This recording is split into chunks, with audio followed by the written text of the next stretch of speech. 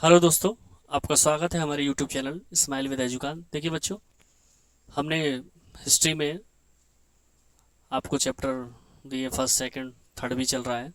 Geography में एक, अब हम पॉलिटिकल का शुरू करने वाले हैं। इको में हमने आपको एक पढ़ा दिया है, क्योंकि हम जानते हैं कि एग्ज़ाम नियर है। तो यूपी बोर्ड हो या किसी भी बोर्ड का बच्चा हो, यूपी बोर्ड हो, आरबीएसई बोर्ड हो, सीबीएसई बोर्ड हो, सीबीएसई बोर्ड में जिन्होंने हिंदी में सेलेक्ट कर रखा हो अपनी लैंग्वेज को एसएसटी के लिए, उन सब के लिए इंपॉर्टेंट है। तो आज का चैप्टर है सत्ता की साझेदारी। तो देखिए, सत्ता की साझेदारी होता क्या है, यानी सत्ता की साझेदारी क्या होता है, इसको समझते हैं। कि सत्ता की साझेदारी होता है कि जब किसी शासन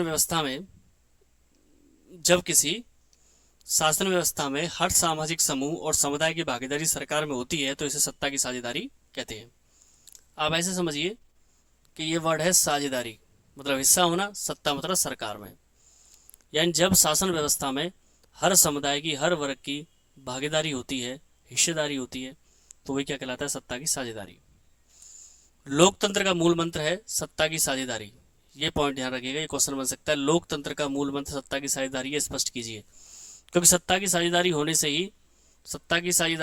ही सत्ता में लोगों की साझेदारी होगी, तभी सत्ता बरकरार रहेगी, अदरवाइज खत्म हो जाएगी, जैसा हमने फ्रांस की क्रांति में पढ़ा है।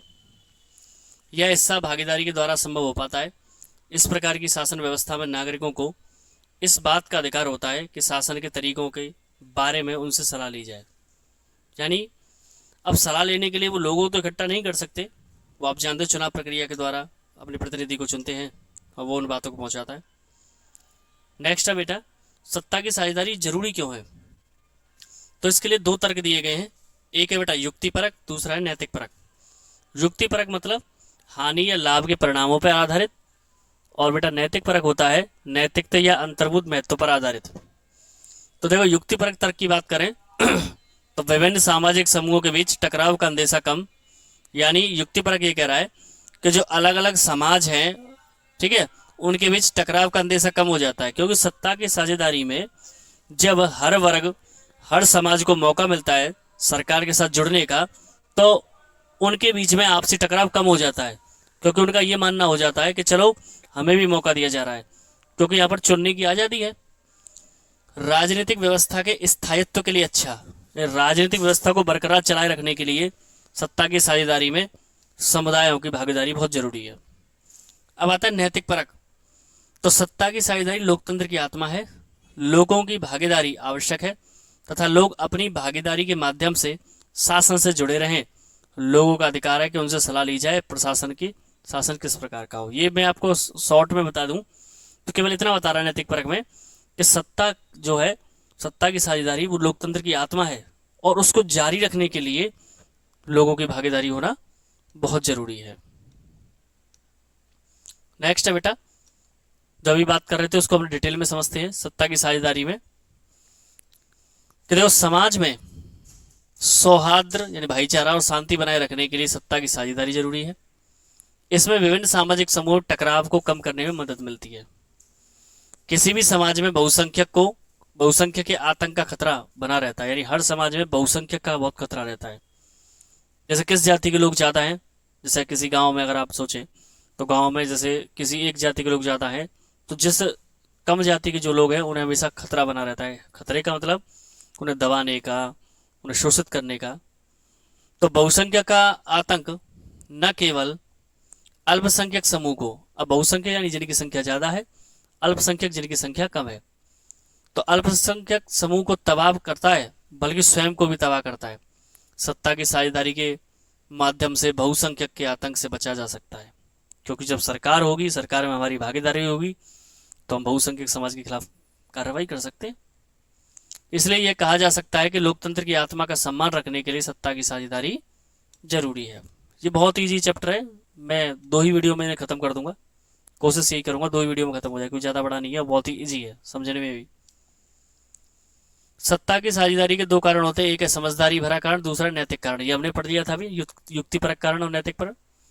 सत्ता की साझेदारी का समझदारी भरा कारण है कि समाज में टकराव और बहुसंख्यक के आतंक को रोकना।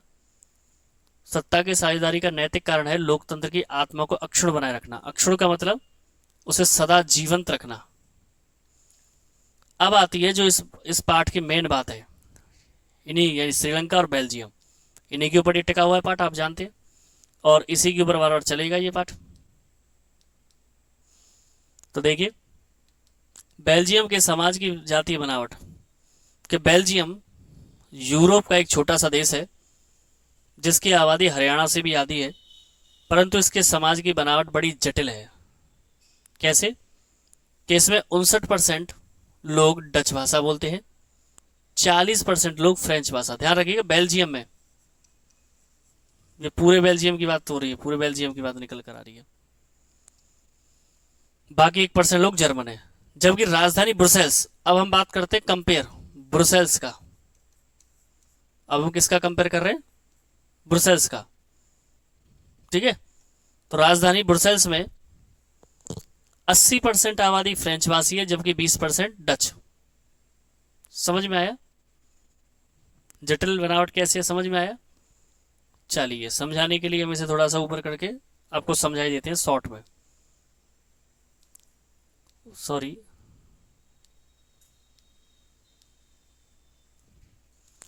देखिए, यहां मैं लिख देता हूं,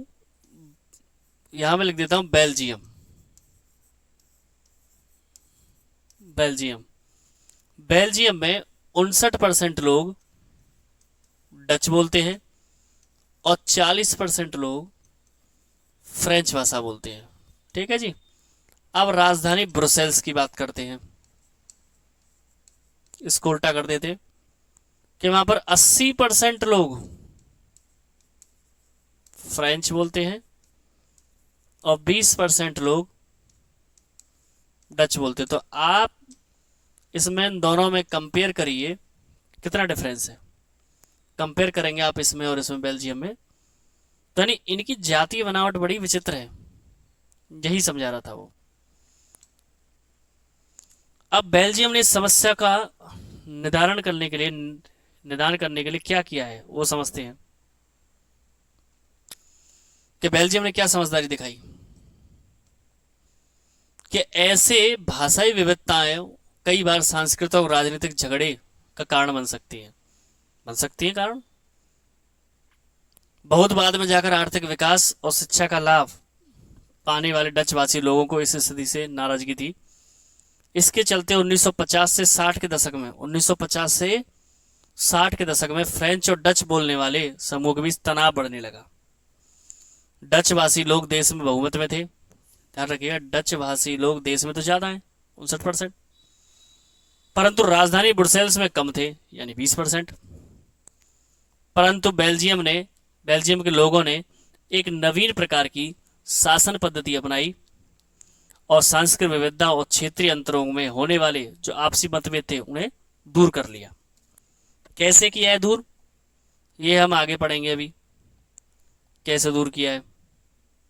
देखिए, ये लाइन मैंने इसीलिए बोल रखी है कि 1970 से 93 के बीच बेल्जियम ने अपने संविधान में 4 संशोधन सिर्फ इसलिए किए ताकि देश में किसी को बेगानेपन का एहसास न हो, यानी किसी को ये ना लगे कि यहाँ पर बहुसंख्यक समुदाय को क्या दिया जा रहा है, बल दिया जा रहा है, उन्हें छूट दी जा रही है,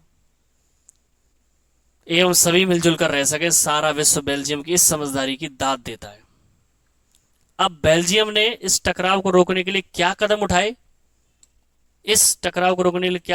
ये हम समझते हैं कि उन्होंने क्या किया। केंद्र सरकार में डच व फ्रेंच भाषी मंत्रियों की संख्या समान कर दी। केंद्र में, समझ रहे हैं, यानी देश में क्योंकि आप जानते हैं देश में देखे तो डच ज्यादा थे, फ्रेंच कम थे, तो उन्होंने क्या किया कि जो केंद्र सरकार बनी उसमें मंत्रियों की समान संख्या रख दी गई। केंद्र सरकार की अनेक शक्तियां देश के 2 इलाकों यानी क्षेत्रीय सरकारों में बांट दी। 2 इलाके, एक तो पूरे देश के लिए केंद्र सरकार बनी यानी बेल्जियम, दूसरा ब्रुसेल्स। ब्रुसेल्स में अलग सरकार है, इसमें दोनों समुदायों के समान प्रतिनिधित्व दिया गया है, यहां पर भी दोनों को बराबर, क्योंकि यहां पर 80% फ्रेंच थे और 20% कौन थे, डच। सामुदायिक सरकार का निर्माण, अब कैसे, अब एक ये नई सरकार बनी जो थी सामुदायिक सरकार। इनका चुनाव संबंधित भाषा लोगों द्वारा होता है। इस सरकार के पास सांस्कृतिक, शैक्षिक तथा भाषा संबंधी शक्तियां होती है। इसको ध्यान रखिएगा। एक नई सरकार बनाएगी सामुदायिक सरकार, इसको ध्यान रखिएगा, सामुदायिक सरकार। ये भाषा लोगों द्वारा, यानी इसका चुनाव भाषा लोगों द्वारा, जैसे डच है, डच के, तो वो डच भाषी लोगों में से सरकार लोग चुनेंगे। फ्रेंच चुनाव करके फ्रेंच भाषी में से चुनेंगे। अब इनके चुने हुए प्रतिनिधि मिलकर के क्या बनाएंगे? सामुदायिक सरकार। अब उनके पास क्या क्या अधिकार है? शिक्षा का, भाषा का और संस्कृति का, यानी कैसे सुरक्षित रखना है, कैसे जारी रखना है। तो यहां पर हमारा ये चैप्टर फिनिश होता है आधा, और कोशिश करेंगे कि अगले वीडियो में ये चैप्टर फिनिश हो जाए। इसी आशा के साथ आप हमारे चैनल से जुड़े रहें कि आपको समझ में आया होगा। किसी भी प्रॉब्लम के लिए आप कमेंट कर सकते हैं। Like, share and subscribe. Stay healthy and stay fit. जय श्री श्याम।